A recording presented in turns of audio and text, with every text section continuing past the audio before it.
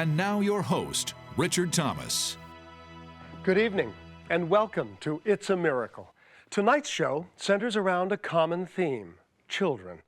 Being a parent to 7 children myself, I happen to know a little bit about this subject, and I know that tonight's stories are going to touch the hearts of parents and children alike.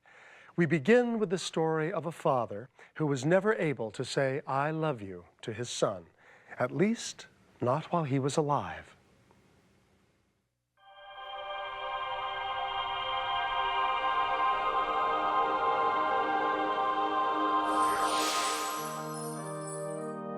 Like most young men, Glenn Frazier was anxious for life's adventures to begin, and he saw the Army as a good starting point.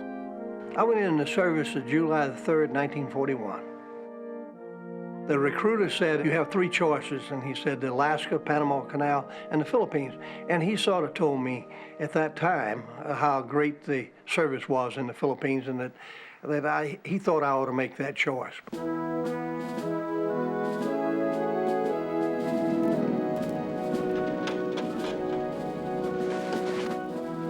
Frazier took the recruiter's advice and was assigned to the 75th Ordnance Company. I made a lot of friends before the war started in the Philippines. New recruit, Glenn Frazier. Hey, Howard Leachman. Good to meet you. Yeah, you too. Where are you from? One of them was Howard Leachman. It was from Georgia, and I was originally from Alabama, and we got along real well. Get you checked in, all right? Sounds good to me. I'd have you. Howard was about 10 years older than I was, and as a result, I sort of looked up to him to give me some guidance. Both men worked for the depot and supply unit. Glenn's job was to transport ammunition to and from the munitions warehouse in Bataan. We were aware that Japan was a threat, but we never took Japan as a serious threat. We thought if war came, we could whip them in maybe 6 months. But we had no idea how strong that Navy was.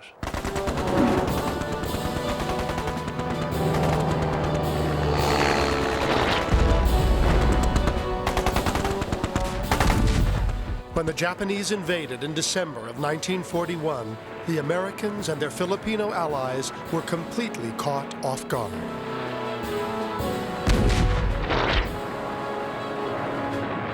I was in Bataan, and I stood on the side of the mountain and watched the planes bomb Trigueros. And that was the beginning of World War II for us. A sad, sad day for us. Some 13,000 Americans and 70,000 Filipinos retreated to Bataan and tried to fight off the advancing Japanese. But after 4 months of combat, the Americans and their allies were forced to surrender. The Japanese came and rounded up everybody in Bataan with their infantry and their tanks. And here are all these troops, and here's all these 80,000 people. They had no way in the world to get them out. So they just said, walk. And so began the 90-mile journey on foot to Camp O'Donnell that would later become known as the infamous Bataan Death March. The Death March was terrible. The temperature was around 110 on the highway in the daytime. We had no food. We couldn't stop for water. If you broke and went to get water, they'd shoot you or bayonet you or beat you to death. I saw wells that had over 200 men stacked up dead around it. My thought was that I had to survive. A lot of my friends from the company was there. Howard Leachman was there. For 6 days and 7 nights, I had to walk or stand and never had any water or anything to drink, and never stopped, never had any sleep. At the end of the march and getting into Camp O'Donnell, the guys were just ragtags. Some of them tore off all the clothes. Some of them shoes were worn out. The feet were swollen. It was closest to hell that I ever want to get. As tough as the march had been, the conditions at Camp O'Donnell were no better. Many men were dying on Camp O'Donnell. We were burying close to 250 a day sometimes, Americans. Filipinos maybe 400 a day. First time I saw my friend Howard Leachman, he was ragtag like everybody else and pretty weak. Buried two of our buddies yesterday. I'll take any detail, anything that gets me out of here. It was a hellhole. Yeah. And we all wanted to get out of there if we could.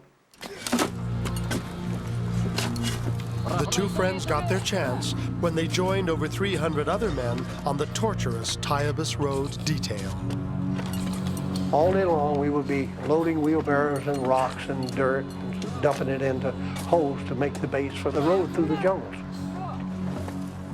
We would work from daylight to dark, get up early and wouldn't get in until night. When you work all day in the conditions that we were under and you were feeling bad like you were, when you went to sleep, you were just about dead.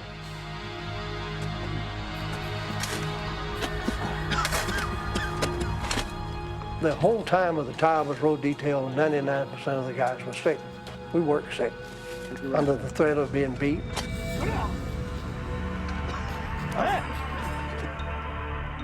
A makeshift sick bay was set up to house men so ill that there was no hope of survival. Howard was the first one of the group to get malaria and a bad dysentery. How you doing? And he told me that he was dying, and of course, I tried to boost him up and tell him, we're gonna get out of this. Glenn, I had this premonition. And he said, I have a premonition that you're the only one that I know that's gonna get to go back. Look, I need to ask you for a favor. When you get back to the States, I need you to find my son. And he says, would you please promise me you'll see that he's taken care of? Tell him that I love him, okay? I promise. I'll find your son. And he said, thank God. He said, Yeah, I can die in peace.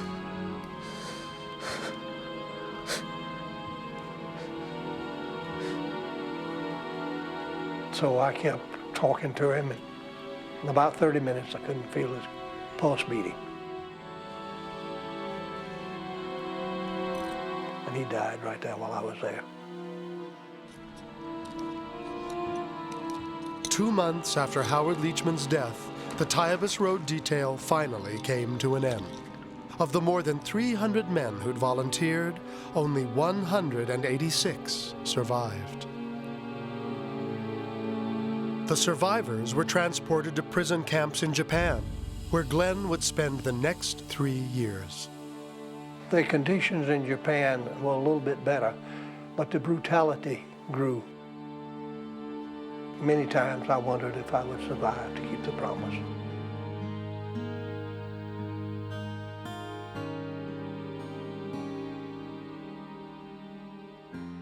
I got in home sometime in October, so I made a phone call, information, to Cartersville, Georgia. The operator put Frazier through to the home of Howard Leachman's oldest brother.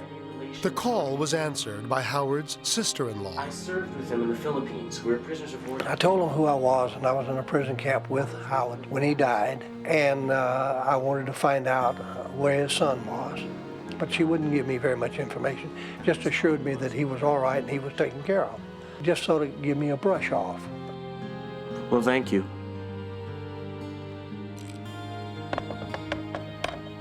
I felt very empty and like I had betrayed my friend or didn't get the job done, which I had promised I would, because I took my promise very seriously. For the next 50 years, Glenn Frazier was haunted by his unfulfilled promise, knowing in his heart how much his message might mean to Howard's son, a boy who grew to manhood longing to know something, anything, about his father. I knew very little about my father. And growing up, I was always lonesome and disappointed that he had not returned from the war. I had searched and searched on the internet, calling people, and I had just about given up hope that I would be able to ever find anyone that had known him. I knew it would take a miracle to find anyone that had really known my dad. And that miracle was about to happen. There was a magazine that we get every 2 months called the Quam from our organization called the American Defenders of Bataan and Corregidor. And in that Quam was an article by Paul Reuter of Maryland about the Towers Road Detail. It brought back a lot of memories. Of course, it brought back my promise that I'd made to Howard Leachman. So I called Paul and got him on the phone. Yes, I was calling for Mr. Paul Reuter, please. I called Paul to find out who he knew. Paul, was there a list of the survivors? Was there a list of any of their relatives? Could you look? And in particular, he asked for information about Howard Leachman. You were on... When I heard that, I told him that I've been in contact with Howard Marshall, who has said he is the son of Howard Leachman. And I said, "You're kidding me." He said, "No." I said, "Where is he?" He said, "He's in the Atlanta area." Appreciate it. And it was exciting. Oh my gosh, thank you so much. I got the phone number, and the next thing I dialed was Howard's number. And believe it or not, he answered. Hello? Hello, I'm trying to reach Howard Marshall. This is Howard Lamar Marshall. Mr. Marshall, my name is Glenn Frazier. I served with your daddy in the Philippines. I was shocked, and it was very difficult to believe this was really happening. He had a message. I promised that I would deliver to you. After 58 years, Howard Leachman's dying wish was about to be fulfilled. I told him that his daddy wanted me to tell him how much he loved him. I know he did because he carried that picture. Carried it through the death march, through Camp O'Donnell. It's emotional every time I think about it.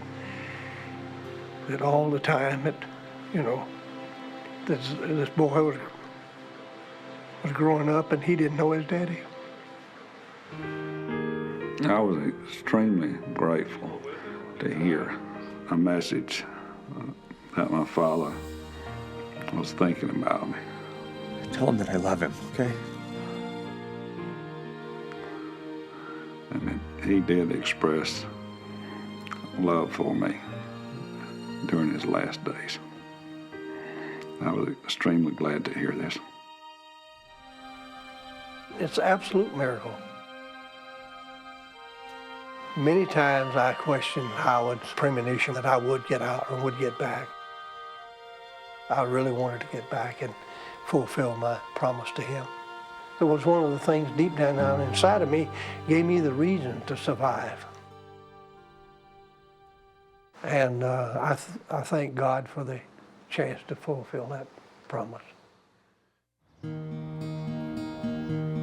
Today, Glenn Frazier and Howard Marshall are close friends. I consider him a friend forever, like part of my family.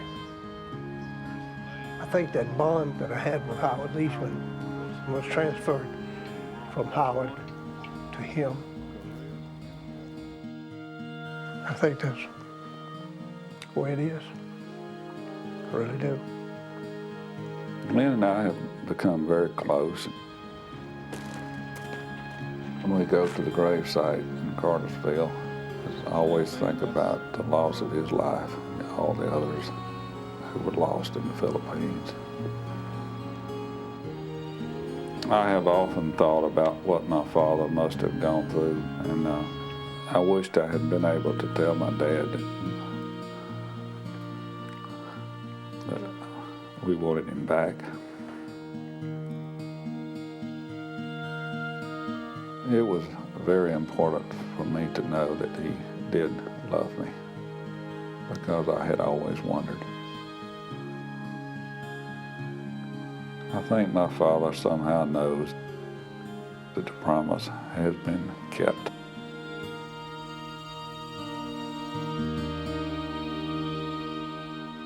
It may have taken 58 years for Glenn Frazier to keep his promise, but he and Howard have wasted no time in joining forces on a new project. And they join us now to talk about it. Hello there. How are you both doing? Doing fine, thank you. Fine. Glad to be here. Well, we're glad to have you. Why don't you tell us about the effort that you're making to bring more closure to this story? We're involved in a considerable effort to try to recover the remains of my father. We've been in communication with the Army Central Identification Lab in Hawaii. I've talked with Congressman Bob Barr. He's assured of us of his support. So we're very hopeful to be able to recover my father's remains and the remains of about 50 others who are still missing in action as a result of the Tayabas Road detail. I see. So this is bigger than just your father. Other families will also be affected. I think, Richard, that that's a very much of a need for closure for these families. I think they need to find the remains and have a final resting place for their loved ones. I think that's very important to every family that faces this situation. Yes, and Howard, you've been facing it for over 50 years. So what's your ultimate goal? My hope is that my father's remains can be recovered. I hope they can be identified through DNA technology and his remains returned to the United States and have a proper military funeral for him. I'm sure your father would be very proud of you. And I sincerely hope that all your hard work pays off. Thank you, Richard. Thank you very much, Richard.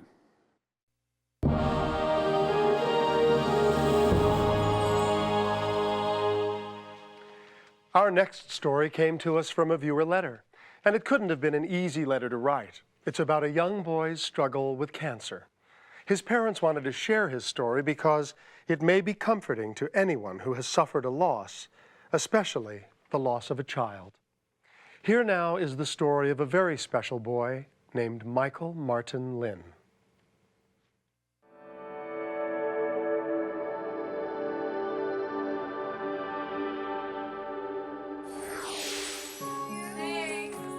It was 1987, and after 8 years of marriage, Patty Lynn had become a mother.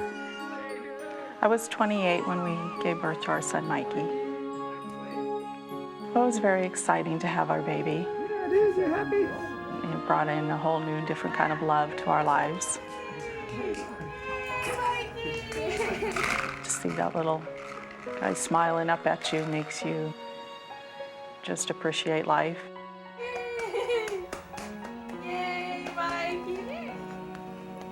If Patty was the typical doting mother, her husband Marty was an equally proud father. Put your feet up on the pegs. When Mikey was little, he was always doing things that you would not expect a little boy to do. He read everything that he could get his hands on and would memorize the presidents, the states. George Washington, John Adams, Thomas Jefferson, James Madison, James Monroe, Gerald Ford, Jimmy Carter, Ronald Reagan, George Bush, and Bill Clinton. Thank you, Mike. That was fabulous. He was very, very smart. He could do anything he put his mind to. And one of the things Mikey put his mind to was baseball. Mikey loved baseball, and I used to have to sit on a bucket while he pitched baseballs to me hour after hour until he got it right. Right off the corner of the plate. Caught him swinging. I felt like he was going to be able to excel at anything he did.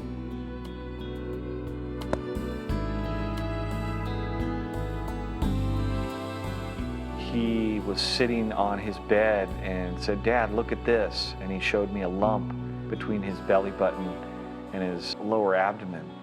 The doctor looked at him right away and felt that he knew exactly what it was, that it was rhabdomyosarcoma. 9-year-old Mikey had developed an extremely rare and aggressive form of cancer that was attacking his body's connective tissue. And so once We spoke with the doctor, and he told us that it was cancer. We began to weep in front of Mike. And Mike just said, "Don't cry, everything's going to be okay, just think of happy things." And he wasn't crying, he was trying to comfort us.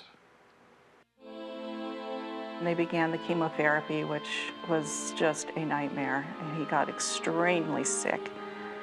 It was just horrible to see a little boy in such agony when there was nothing that we could do for him. Mikey endured months of chemotherapy, radiation, and surgery. Throughout it all, he kept up his good spirits. After he had had chemo for quite a while, he wanted to go in the yard and throw balls to me. And he tried to throw the ball, and the ball felt like a piece of lead to him. And he was upset and said that he would never be able to throw a baseball again, and he was crying because he was so weak from the chemo. When your child is hurting, you're hurting. And there was nothing we could do other than try to entertain him in other ways to get his mind off the baseball. And so they decided to take a family vacation to Lake Tahoe. It was there that his grandfather Lee introduced Mikey to a new sport. We played golf in Lake Tahoe, his dad and I. Somewhere during the game, Mikey was along with us, and he wanted to pick up a club and try it. Can I try that? And we let him play. Yeah, Mike, here, try it. Okay, Mikey, let me show you how to do this. Grab this with your left hand, put the thumb straight down. It was amazing how he hit the ball. He had kind of a natural swing that it was just amazing to us. Was that okay? Nice shot. From that day on, Mikey was hooked on golf. He read every book and magazine he could find and had a club in hand whenever possible. Oh, Mike practiced from morning till night. At home, at the putting green, at the driving range. He would practice on the hospital lawn attached to an IV pole, chipping balls. Golf gave Mike the incentive to get better. He wanted so badly to play golf that he would put his pain aside. He would get out of the hospital one morning and be at the golf course in the afternoon. He was an inspiration to everyone who saw him. Here's this little boy, he has no hair, is weak and pale as could be, and he's out there making golf shots that you couldn't believe. Mikey won the admiration of other golfers, not just for his talent, but for his courage as well. And so began a special ritual at the golf course. Most people he had come into contact with when he was playing golf would give him a foreign coin or some special ball marker they were using, and Mike would then use them as good luck ball markers. As his game improved, so did his health. In January of 1997, doctors confirmed that Mikey's cancer had gone into remission. That was news that we had just dreamed of. And we thought, you know, let's live life up, because you never know when it could be taken away again.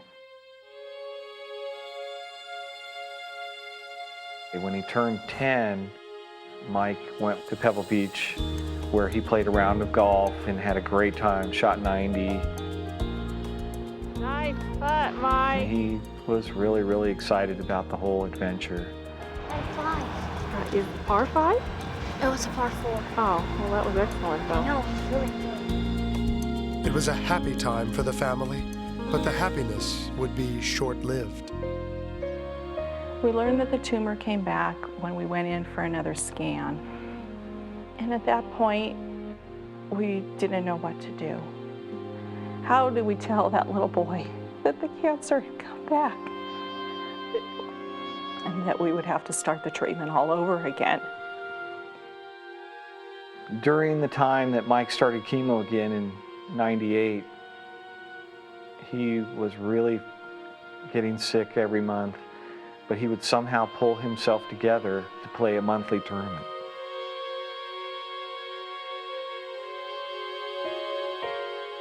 He would try with every ounce of strength he had to swing that club. And amazingly enough, he was able to muster up enough strength to keep on going.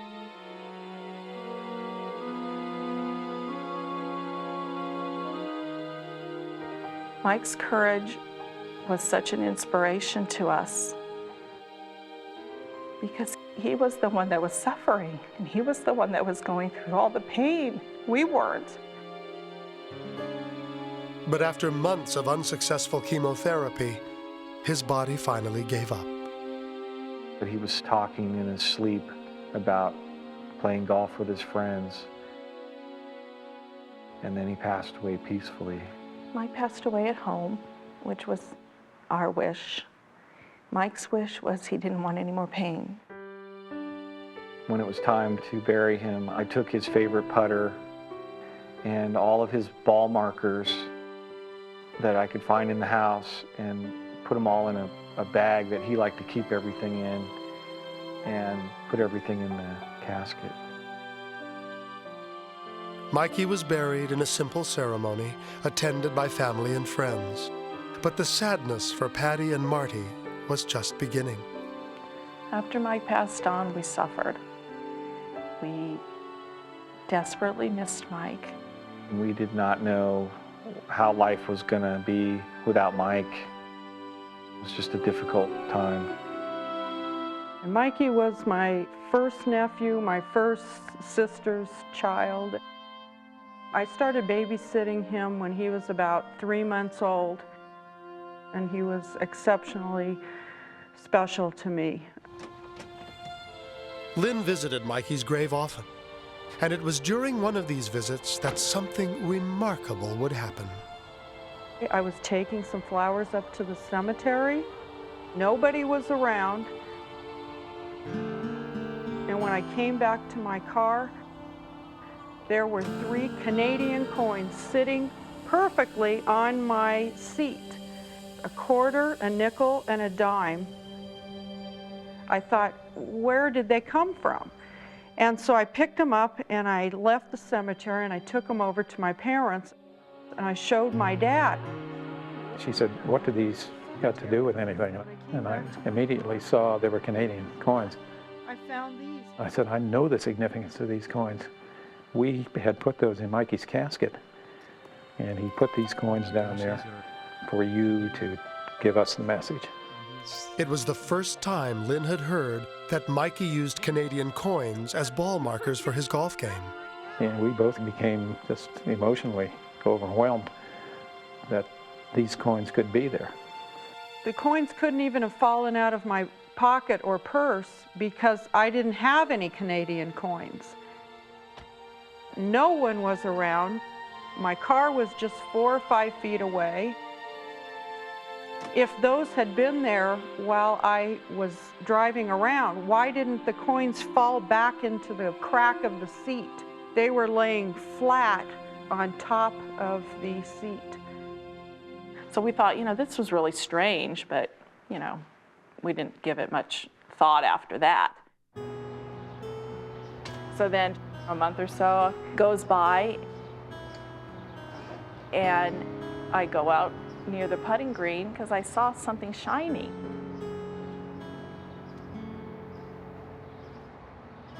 It was another Canadian coin. It was a scary feeling in the beginning because I didn't know who was doing it. Marty, did you put this here? What do you mean? It spooked me. I thought somebody was getting in the yard. Oh my gosh. Shortly after, more of these Canadian coins kept appearing throughout our house, my sister's house, my parents' house. The coins were always found lying face up, brand new, and minted in 1998, the year that Mikey died. To me, I thought someone had been doing it. We tried to talk to other relatives, and no one seemed to know how this could possibly be happening. My house has an alarm system, and you cannot get in the house without the alarm going off. Daddy, I got another coin. Who could do it? How was somebody getting in my house to put these coins down, or in my backyard, or in my sister's car, or in my mother's house? Whatever the explanation, the mystery and the miracle of the coins have given the Lynns a profound sense of peace and comfort. Finding the coins makes us feel ecstatic. I mean, when you see the coins, your hair stands up. It's like, oh! It takes my breath away. Patty and I both believe that Mikey must be trying to communicate with us by leaving the coins. There's just no other explanation for it, and it's helped our family get through something that just is unbearable. This is Mikey's way of showing us that he is around us, he's here, we just can't see him, we can't touch him as much as we want to touch him, but when we get the coins, it's a comfort to us. For my sister and brother-in-law to have lost their only child, and then to get what we feel is some sort of sign from him that he's okay, is the most miraculous thing that could have happened. He knew we were hurting here, and he wanted to show us that he's okay. I definitely think it's a miracle. Definitely.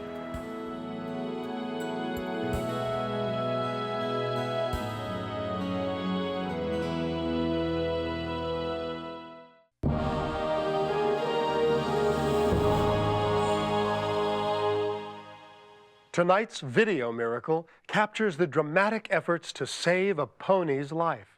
But what makes this rescue even more poignant is that the pony is a young boy's pet, given to him to ease the pain of losing his father. To lose the pet as well would be devastating. And so the boy's mother puts up a tremendous fight, all of which is caught on videotape.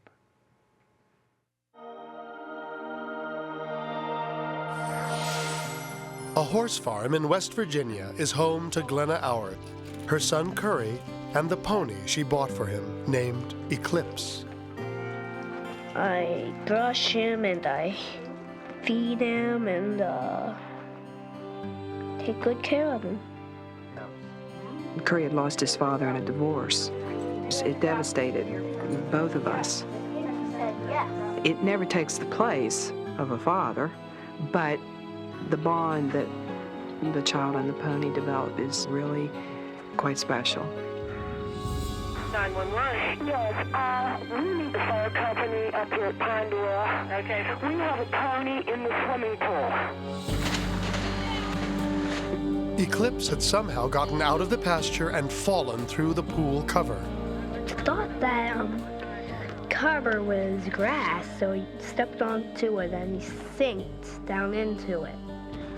Volunteer firefighter Roger Rial decided to jump into the pool with the pony. I was concerned that the horse would go into hypothermia and we may lose it altogether. Curry was crying pretty hard and watching what he could from the dining room window.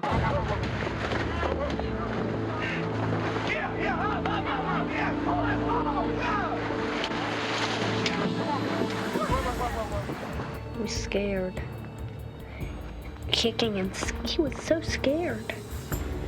I had known that Curry had been stripped of so many important things in his life, you know, people he loved and things he loved. It just drove me that much harder to get Eclipse out of the pool. I was afraid that we weren't going to have enough time before he went into shock. And then I knew we'd be in trouble. She was in her good clothes, like a plastic shirt or something like that. And she jumped in the pool and got that all wet. She ruined her whole suit. The only feasible way, really, to get the horse out of the pool at that time looked to us to be is to lift it out, because the horse was not coming out on its own. And so they carefully hitched a strap to the pony. I was really concerned that the horse might kick or slip and fall on me. I was petting the horse, you know, patting it on the back and just telling everything gonna be okay, more or less talking to it. Another firefighter on the scene went looking for a tractor, and the neighbor across the road had one, so they brought that over. Got this tractor, and they put this chain around his guts, and they pulled him up.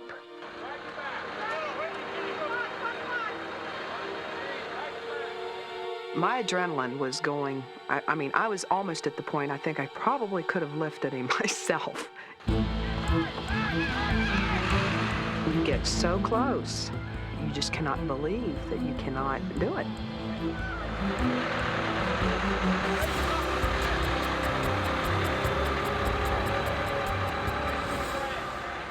At that point, I wasn't real sure that we were going to be able to save him. He was shivering. I just had to get anything to get warmth back in his body, because at one point, I didn't get hardly any pulse, and Eclipse had even stopped shivering. When a horse is down like that and goes into shock, their kidneys can fail, their heart can fail. So I knew that we didn't have much time, that we had to get him up. I just didn't want to give up at that point. We had come so far, and it's like you finally get him out of the pool, you know, he can't die now. As everyone prayed for this horse to live, suddenly, as if on command, Eclipse came back to life. All right. Walking around. Walking, Paul. Just get the blanket over. Like yourself. When we finally got him up, I knew at that point he was going to be okay. More blankets. Get those blankets. I take him. I take him to the house. It's the living room, man. We brought him in the garage. We put the kerosene heater on, and I trotted him, and he got a little better. And I shook all the firemen's hands. I had no control in losing his father so much, but if I felt that I at least I conquered the loss of his pony.